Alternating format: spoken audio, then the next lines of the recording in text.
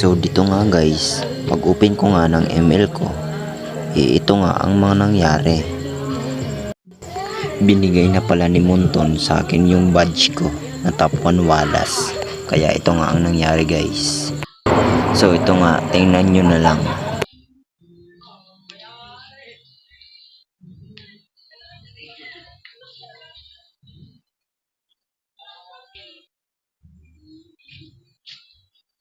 So dito nga sa part na to, pag pindot ko nga ng ML account ko, ito nga, binigay na nga ni Monton sa akin yung badge ko na top 1 Wallace Dairot.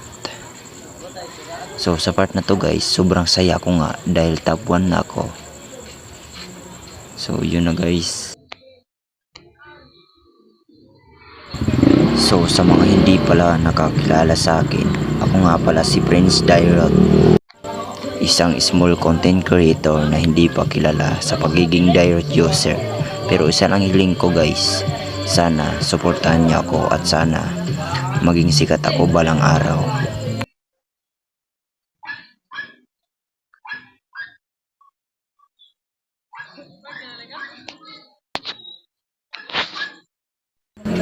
So yun lang nga guys, kung nagustuhan mo content ko, baka naman pwede pahingi ng isang like, share sa video ito, and follow sa akin. Salamat.